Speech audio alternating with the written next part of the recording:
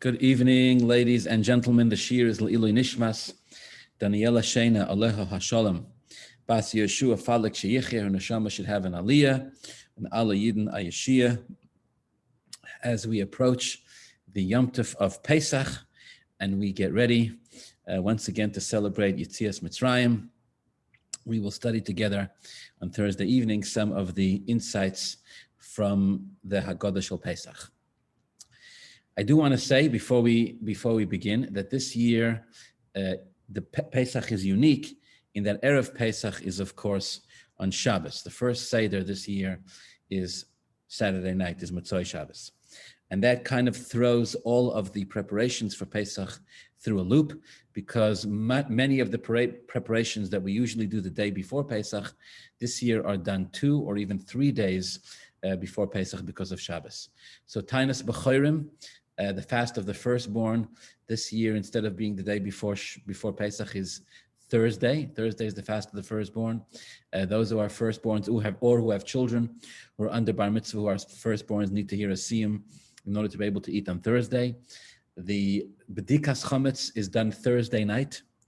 The burning of the chametz is done Friday morning. The sale of the chametz is actually performed Friday morning, although it doesn't really go into effect until Shabbos morning.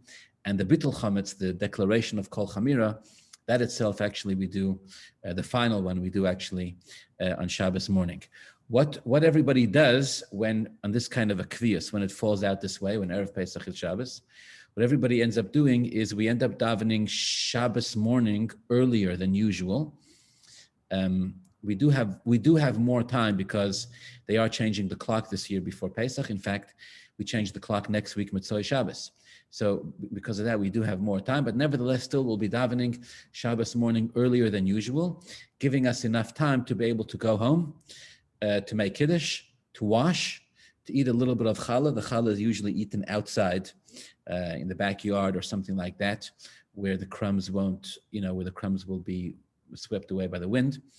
We eat just a little bit of challah, and then we eat the regular meal. We were learning during the week between Mincha and Ma'ariv that actually the right thing to do is to wash twice on Shabbos morning, to wash and bench, make a little separation, and then wash again and eat some more challah, either another kazayis of challah. The reason is, of course, because on Shabbos you're supposed to have 3 meals, shalosh seudos, and ideally you're supposed to wash at all 3 meals. But of course, once the time passes and you cannot eat chametz anymore, you obviously won't be able to wash on challah, and you're also not allowed to eat matzah on Erev Pesach. Both become forbidden. So we'll be eating at least 1, ideally 2 meals this year, Shabbos morning, before the Zman of the Isser begins. So that's what makes this year different than regular years. The sale of the chametz, the bedikas chametz, everything is done on a different sort of a schedule. But, however, once at the conclusion of Shabbos, once Shabbos is over, Shabbos, of course, the Shabbos before Pesach is always Shabbos HaGodel, right? This year, Shabbos HaGodel is literally the day before Pesach. But once Shabbos HaGodel is over and we go into Pesach, then the Pesach Seder is as usual, as it is every single year, with matzah and with moror and with charoises and with all the wonderful mitzvahs and traditions of Pesach and all the halachas involved. During these shiurim, always in the couple of weeks before Pesach, we try to discuss some of the famous insights that the rabbis have given us over the years into the Haggadah. Shel Pesach, of course, every year we look for new insights and new ideas into the same Haggadah, and so with Hashem's help, we will do so this year as well. The Haggadah begins, that is, the Haggadah Shel Pesach begins in response to the 4 questions which are asked. Because the Torah says, Ki yish'olcha bincha, when your son will ask you the questions. And so the Chachamim were kaveya, the Chachamim set up the system that the Haggadah has to be said, the Haggadah Shel Pesach has to be said as a response to questions. This morning in our Parsha Shiur, we spoke about the value, the uniqueness, the significance of questions. But be it as it may, Pesach night is a night of questions, and when the questions are over, it's time to give the answers to the questions. So we begin with the first paragraph of the Haggadah, as an answer to the questions. Why is this night different than all other nights? Avodim hayinu lefare b'Mitzrayim. We tell our children who've asked us the questions, that once upon a time we were slaves to Paro in Mitzrayim. In fact, the Gemara says, if a person does not have questions, if a person does not have children to ask the 4 questions, then the adults should ask themselves the questions. A woman should ask her husband, the husband should ask his wife, the adults among themselves should ask the 4 questions. What if, lo yaleinu, the Gemara says, a person is having the Seder alone? It's just himself or herself. Then it says you're supposed to ask yourself the questions, it's a shiur in its own right.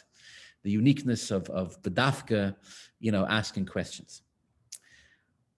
The questions must be asked and the answers must be given. The answer will focus tonight on the beginning of the answers. The answer to the questions we tell our children, or we tell our spouse, or we tell our friends, or we tell ourselves, or we tell them all.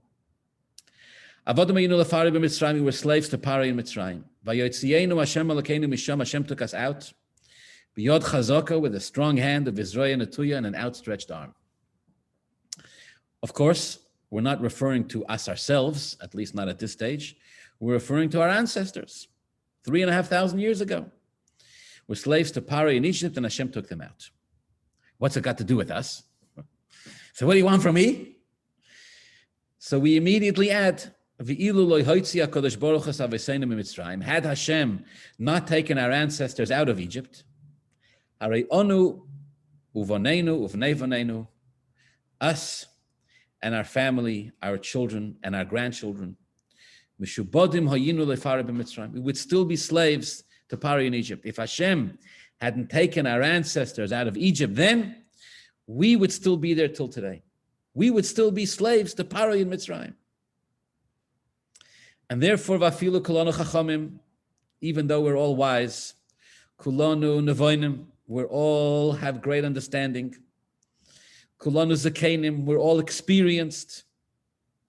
We're all elderly in the sense that we've gone through much in life and we've attained wealth of knowledge and experience. Kulanu yodim es haTorah, and of course, we're all great scholars. We all know so much of the Torah. Nevertheless, mitzvah leinu lesaper b'tzias Mitzrayim. It's incumbent upon all of us, there's a mitzvah to tell the story of the Exodus of Egypt. And the more you tell the story of the Exodus of Egypt, the more you are praiseworthy, the more you are praised. This is how it begins. It's basically an introduction. It's like, look, you want to know why we do everything different tonight? Why we eat matzah, why we eat moror, why we lean, why we dip? Because we're commemorating the fact that once upon a time we were slaves and now we're free. Now, everybody knows that, right? That part of the story everybody knows, but still, even though we know, but still, mitzvah leinu lesaper, there's still a mitzvah to tell the story. And the more you tell the story, the better it is. And so this becomes the introduction. Then, of course, we talk about the rabbis who told the story all night, and they were talking until their students came and said, it's time to daven Shema, it's time to say Shema. And we tell the story, we talk about the 4 children, all of which with Hashem's help, maybe we'll get into over the next couple of weeks. But here the commentaries are perturbed by, let's talk about at least 3 points in this paragraph. Number 1, why do we say that if Hashem hadn't taken our ancestors out of Mitzrayim, we would still be there till today? Why do we say that? It seems not to be true. After all, Hashem promised Avraham Avinu that his descendants would be in a foreign land for 400 years. No. 400 years passed a long time ago. So yes, it's true the Jews actually only ended up being in Mitzrayim for 210 years, granted. But still, even if Hashem took them out early after 210 years instead of after 400 years, thank you very much. Yashikoyach for taking us out early, thank you. But that doesn't warrant us still being in Egypt till today. We're talking 3,500 years later. Why do we say that if Hashem hadn't taken them out, we would still be there? How could we still be there when the whole thing was promised from Hashem to Avraham Avinu that it's only going to last 4 years? Hashem told Avraham Avinu, after the 400 years, Yetzu, the Jews will leave Berchush Gadol with great wealth. No? So we were promised. Why do we say that if Hashem didn't take them out, we'll still be there today? We'll still be where? In Egypt? The same Hashem who put us in Egypt said we'd only be there for a limited amount of time.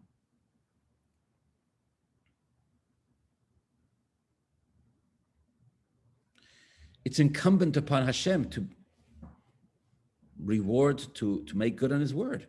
If he said he'd take us out after 400 years, no, 400 years is 400 years, Gamanu. This question is asked by the Rishonim, the Ritva, and others asked this question. Question number 2, it says in the Haggadah, although we're all so smart, and although we're all so intelligent, and although we're all experienced, and although we're all such Torah scholars, nevertheless, still, even though kulanu chacham, kulanu etc., still there's a mitzvah upon us to tell the story of Yetzias Mitzrayim. This is a very difficult statement to understand. Since when do we differentiate and distinguish as far as mitzvahs are concerned, whether a person is learned, wise, knowledgeable, elderly, experienced, innovative, or not? What difference does it make? Hashem gave us 613 mitzvahs. Every Jew is obligated to fulfill as many mitzvahs as he or she is obligated to fulfill. Since when do we say, oh, you know, even though you're such a great scholar, you still have to keep kosher? What's that got to do with it? If there's a mitzvah to keep kosher, then everybody has to keep kosher. Even though you have so much life experience, you still have to keep Shabbos. Why would I think not?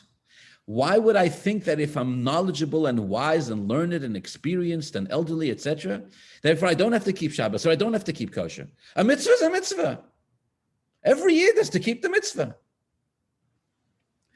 So what does the Haggadah mean when the Haggadah says, even though we're all so wise and even though we're all so smart and even though we're all so knowledgeable and so experienced, we still have to tell the story of Yetzias Mitzvah Aleinu L'Saper B'Yetzias Mitzrayim. We're still obligated to tell the story. Since when is knowledge and experience a criterion being exempt from a mitzvah? Every Jew has to fulfill the mitzvah. Every Jew has to put on tefillin. Every Jew has to keep Shabbos. Every Jew has to keep kashrus. Every Jew's got to do it. Every Jew's got to do. It sounds like it's some great innovative concept here, some great innovation. Even though we're wise, even though we're knowledgeable and experienced, etc., we still have an obligation to tell the story of Yetzias Mitzrayim.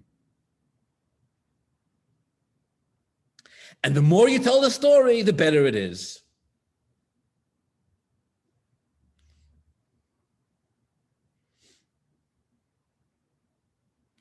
It seems like the Haggadah is coming to tell us, don't think you're exempt from the mitzvah just because you're wise and knowledgeable. No, no, no.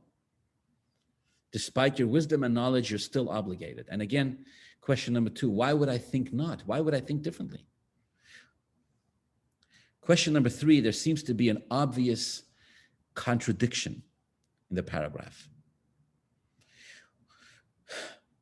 We talk about how Hashem took our ancestors out of Egypt. And if he hadn't taken them out of Egypt, we would still be there today. Right? Trying, of course, to explain the relevance. It's relevant to us because if Hashem hadn't taken them out of Mitzrayim, we would still be there today, us and our children and our grandchildren, etc. But that's not how the paragraph starts off. The paragraph starts off with the words, Avodim hayinu lefari b'Mitzrayim. Avodim hayinu lefari b'Mitzrayim doesn't mean that our ancestors were slaves in Egypt. It means we were. Avodim hayinu lefari b'Mitzrayim. We were slaves to Paro in Mitzrayim. Vayotzienu Hashem Elokeinu misham, and Hashem took us out. And then we say, and if Hashem hadn't taken our ancestors out, we would still be there.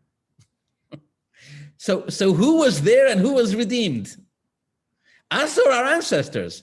We start off by saying it was us. We start off by talking not about our ancestors. We start off by talking about us ourselves. We sit around the table and we tell our children and we tell our spouses and we tell our guests and we tell our friends and we tell ourselves, Avodim hayinu lefari b'Mitzrayim. Me, you, and me, and us, we were slaves. Vayotzienu Hashem Elokeinu misham, and Hashem took us out. This is very powerful stuff. And then we say, oh, yeah. But if Hashem hadn't taken our ancestors out, we would still be there till today. What? Who's talking about our ancestors? We're talking about us. We were slaves and Hashem took us out. No, thank you Hashem for redeeming us. No. Thank you Hashem for redeeming our ancestors, because if you hadn't taken our ancestors out, we would still be there. Why would we still be there if we just said Hashem took us out? Which one is it? I hasten to add, the third question is not a terribly strong question on a pshat level. On a simple level, you can give what's called a balabatisha answer, a sort of simple answer. You can say, Avodim ayinu lefare b'Mitzrayim, vayotzein Hashem elkeinu misham. It's a pasuk. We're quoting a pasuk. The pasuk says, Ki yisholcha vincha, when your children will ask you, why do you fulfill these mitzvahs, etc., you'll tell them, quote, Avodim ayinu lefare b'Mitzrayim, we were slaves to Pari Mitzrayim, and Hashem took us out. So on a simple level, we're just quoting a pasuk. The pasuk, of course, referring to our ancestors. And then we add that if Hashem hadn't taken our ancestors out, we would still be there till today. Okay.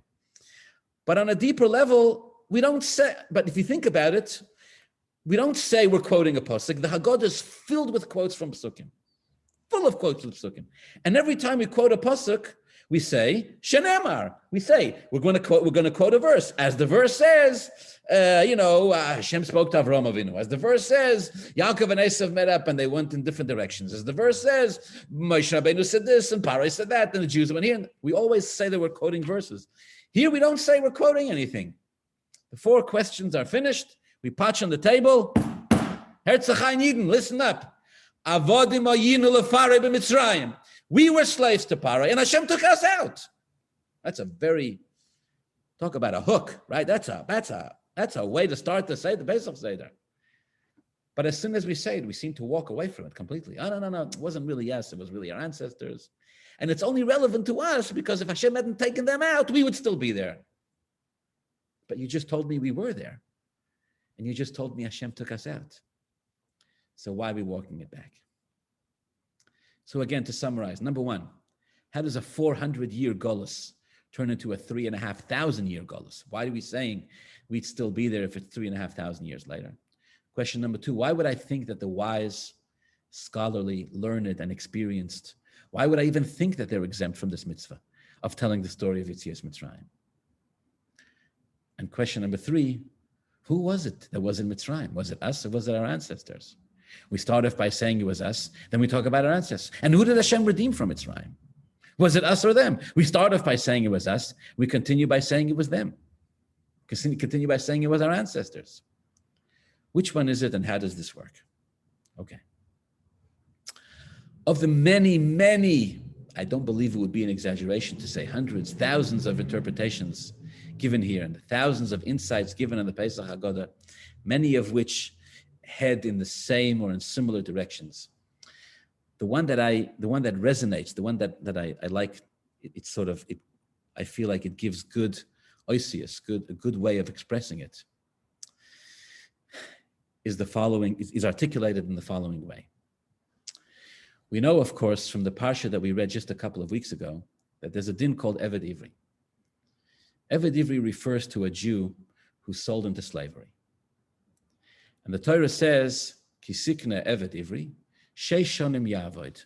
He should work for 6 years. Uvashvius, and in the 7th year, Yeitzei Lachof Shichinam, he goes out free. For 6 years he should work. In the 7th year he goes out free. Okay. Unless the Eved himself doesn't want to go free in the 7th year. Instead, the Eved himself says, Hafti es Adoni, I love my master. Hafti es Ishti ve'esbonai, he's fallen in love with the woman that was given to him as a slave. The children that he's had in slavery. Lo yeitzei chofshi, and refuses to go free. Refuses. Then the Pasuk says something else, a different course of events take place. The Balabayas, the owner of this Eved, will take him to Bezdin, will take him to court. They'll make a hole in his ear, again, without getting into too much of the detail for now. And they will make him a slave. A new era of slavery will begin for this Eved. And this time he remains in slavery la'olam. This time he remains in slavery. The literal translation of the word la'olam is forever. The Gemara says it refers till Yovel, till the Jubilee year. But the Pesach says la'olam, forever. Explain the commentaries. What's the difference? We basically turn to the Eved and we say like this. We say, the first time you became an Eved, we understand circumstances got the better of you. Be it as it may, Lo Yaleinu, the person became incredibly poor. He was so impoverished. He was so deficient financially that he had to sell himself as a slave. Or even worse, Rahman al-Islam, he stole and he didn't have the money to pay back. Whatever the case may be, circumstances got the better of you and you ended up in a difficult situation. We get it. You're sold into slavery, we tell him, you're sold into slavery for 6 years. But after 6 years, we tell you, your slavery is over. It's time for you to go. Go be a free man. Unless the Eved says, no, thank you. I don't want to be free. I don't want to go anywhere. I'd like to stay right here and remain an Eved. But we say to the Eved, Mr. Eved, your slavery is finished. Your sentence is over. You're free to go. Go live your life. Go start your life. Go embrace it as a free, liberated person who can think for himself and do for himself and act for himself. Go be free. And the Eved says, thank you, but no thank you. I choose to stay here. The Torah says, okay, now you're a slave, but now you're a slave not because anybody or anything put you into slavery. Now you're a slave because you chose it. Now here there's a terrible, terrible twisted irony. Terribly twisted irony. And the twisted irony is you can never force a person to be free. Doesn't work. You can't force a person into freedom. You can bring the horse to the water, so to speak, but you can't make it drink. We can stand there in front of the Eved after 6 years and say, my dear friend, Rabbi Yid, your sentence is over. You may go. You are free. But if the person says, I choose to remain a slave, now what are you going to do? Force him to be free? If you force him to be free, then he's still a slave. But dafka, specifically because he's free, ironically, it's a terribly twisted irony, but ironically, because he's free, he has the right and the choice to say, I choose to remain a slave. I insist on remaining a slave. I want to remain a slave. I enjoy being a slave. I love my slavery. Give me more. If as a free individual, you choose to be a slave, this is what you want, it's your right as a free person to enslave yourself. But now you've enslaved yourself. And if you've enslaved yourself, the Torah says, then you're a slave la'olam. Then you're a slave forever. Nobody can take you out because nobody has put you in. Nobody can make you free because you have chosen to make yourself a slave. So when the Jew is forced into slavery, he's a slave for 6 years and then it's finished. When he chooses to remain a slave, when he embarks upon it by himself, when he says, this is what I want, this is what you want, now you'll be a slave forever.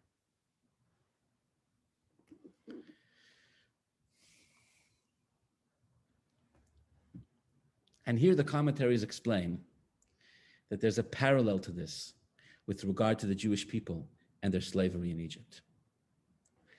Like the Eved Ivri, who's forced into slavery with circumstances and situations above his control, Hashem forced the Jews into Egypt. It's not for now why, it's not for now to discuss what was the purpose of that, but be it as it may, it was decreed by Hashem to Avram Avinu at the Bris Bein Avsorim. Hashem said, 400 years. After 400 years, it was over. And the Jewish people left Egypt. And you know what happened when the Jewish people left Egypt? They went out into the desert, and every time something went wrong, every time there was a bump in the road, the Jewish people said over and over again, we choose to be slaves. We choose to go back to Mitzrayim. They remembered with nostalgia what life was like for them when they were in Mitzrayim. Zacharnu es hadoga, they remembered what they ate. They, like a typical Eved, they glorified in their minds what life was like in the state of servitude and slavery. They said, probably Moshe Rabbeinu took us out of Mitzrayim because there's not enough graves in Egypt to bury us there. So yes, the Jews were given their freedom. The Golus Mitzrayim after 400 years was over and the Jewish people left. Not all of them, but some of them. They left Mitzrayim and they were free. And you know what they chose to be when they were free? They chose to be slaves. And over again in the story of the Torah, as the Jews are in the desert, every time things go wrong, they repeat over and over again.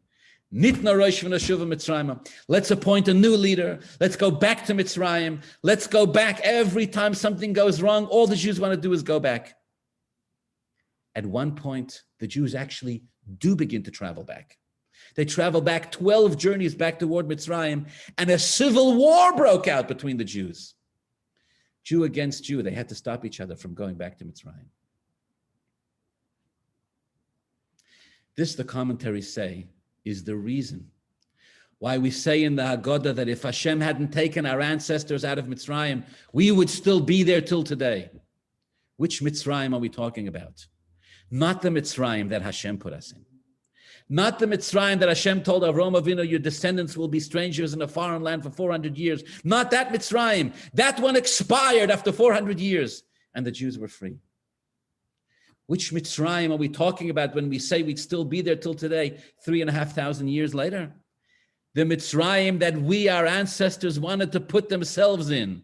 Ohavti es Adoni, when the Jews said, what are you talking about? Mitzrayim is wonderful. At least in Mitzrayim we have food. At least in Mitzrayim we knew where our next meal was coming from. At least in Mitzrayim our lives were secure. Now we're wandering around the desert behind Moshe Rabbeinu. We don't know what's going on.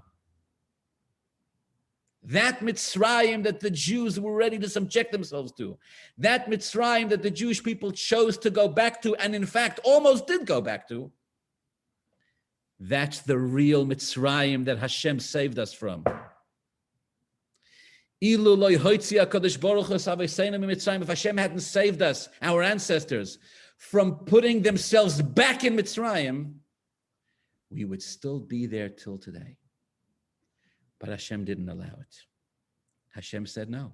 Again, in a twisted irony. Hashem said, I'm not going to allow you to make yourself slaves when you want to.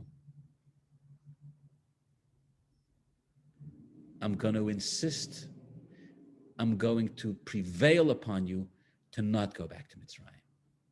And so our ancestors did not, Baruch Hashem, go back to Mitzrayim. And because of that, we're free and we're here today.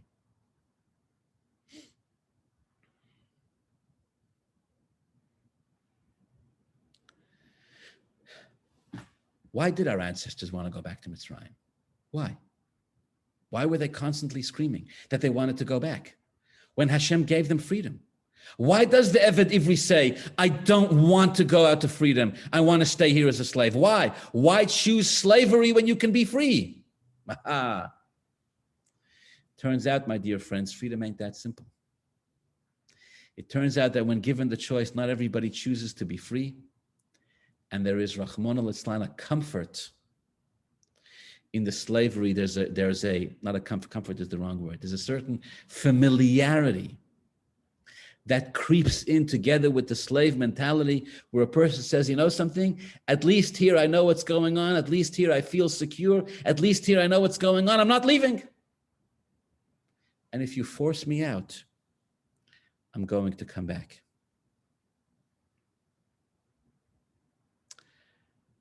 And the truth of the matter is that we need HaKadosh Baruch Hu to save us. We need Hashem's help to save us from re-enslaving ourselves over and over again in every generation. At every point in time, at every point in our lives, the tendency to run away from freedom. Freedom can intimidate us. Freedom means I have to believe that I'm powerful. Sometimes it's easier to believe that I'm weak. Freedom means I have to believe that I can own my own life. Sometimes it's easier to give it away to somebody else and say, you worry about it. It's too big. It's too scary. Freedom means I have to go out and make my own destiny. I have to stand up as a proud Yid and say, Hashem sent me to the land of Eretz Yisrael or to whatever it is that I need to do and own it. Freedom means I have to take responsibility. If I'm free, I'm vulnerable to attack. If I'm a slave, I can hide behind my master. If I'm free, I have to defend myself. There's a price to pay for being free. And it's a price that a slave doesn't want to pay.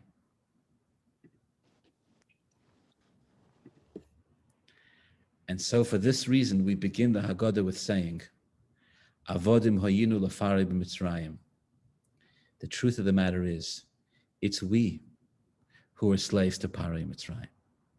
We ourselves. And it's us that Hashem takes out of Mitzrayim, and not 3,500 years ago, but every single generation, and every single day, I dare say, and every single moment in life.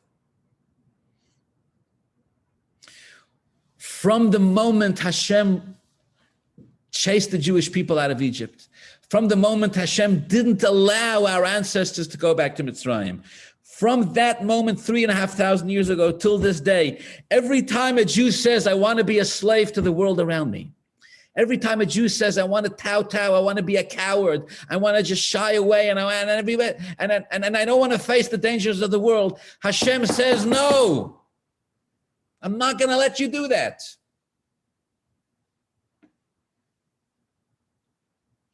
It's not your destiny as a Jew. Hashem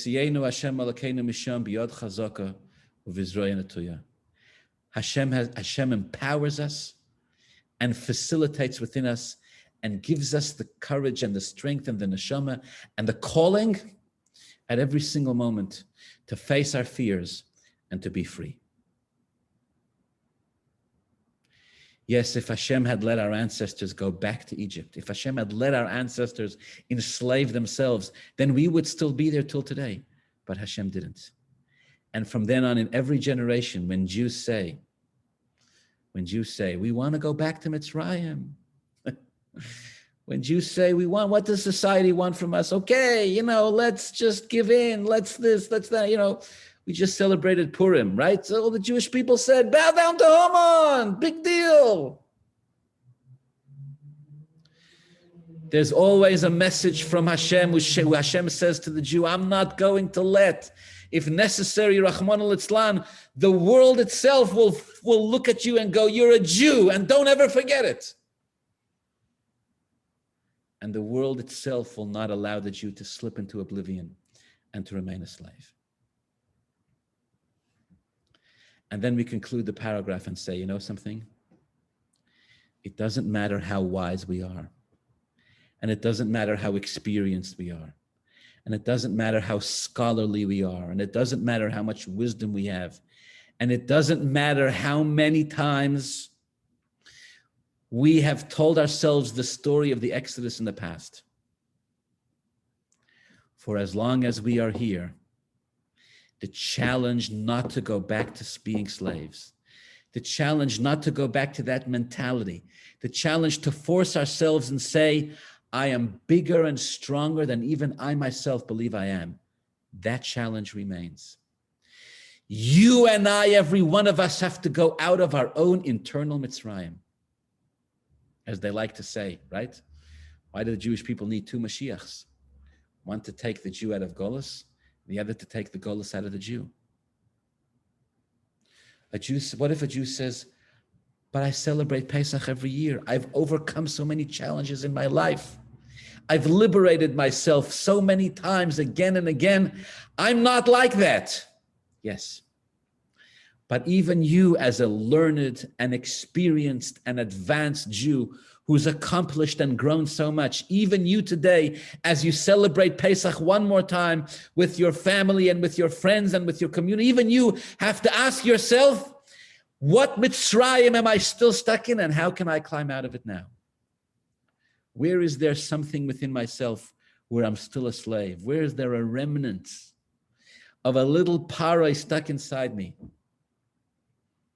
that I refuse to let go of? And you got to liberate yourself from that. You may think, after all the Torah that I've learned, after all the knowledge that I have, how could I still be stuck in Mitzrayim until Mashiach comes? Every Jew's got to find it within himself. The more you talk about it and the deeper you ingrain it within yourself, the more of a liberated person you can be. For a person to change their mentality, for a person to change their perspective, is a very difficult thing. Truly, to change the way they look at things, to change their belief system, psychologically and mentally, to change the way we see and look at ourselves. Very, very difficult thing. I'll never forget the day I heard a psychologist explain why most lottery winners waste the money that they make. They win hundreds of millions of dollars, and within a couple of years, they waste it all. And the psychologist said, it doesn't make a difference how much money you earn. How much, not in that case, not earn, how much money you win.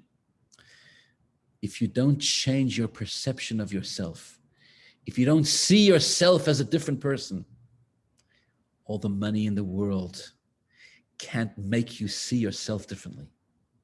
All the money in the world can't make you a bigger and stronger person. You have to wake up in the morning and say, I'm not who I think I am. And that's difficult. And people would rather throw away and destroy hundreds of millions of, it's easier to throw away the money just to reaffirm the belief that I have about myself, that I'm worthless and that I'm no good and that I'm incapable and that nothing will ever come of me. It's easier to waste the money rather than to do a mind shift. Yetzias Mitzrayim, more than anything, is a mind shift. A mind shift, we might add. We hasten to add in the beginning of the Haggadah that the Jews themselves who witnessed the greatest miracles of Jewish history, they witnessed the Exodus, the plagues, the splitting of the sea, the Matan Torah. They saw and they heard Hashem speak to them and say, Anochi Hashem Elokecha. There's no greater godly revelation than that in all of history. Never was and never will be.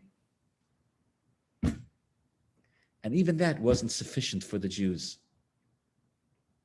to automatically change their perception of themselves. They were still in fear. They were still in awe. They still had nostalgia towards Egypt. And they still gravitated toward it.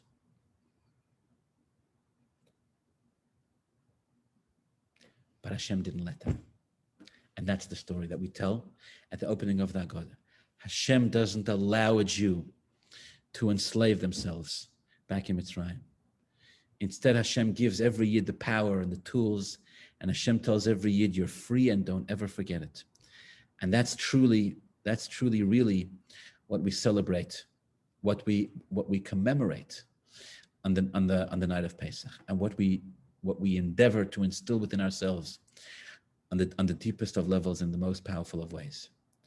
It's the night we stand up and we look at ourselves and we say to ourselves, I'm not really stuck in any of those things that I tell myself I'm stuck in. 364 days of the year, we tell ourselves we have all sorts of limitations. And then one night, in the night of Pesach, it's time to literally break out of everything.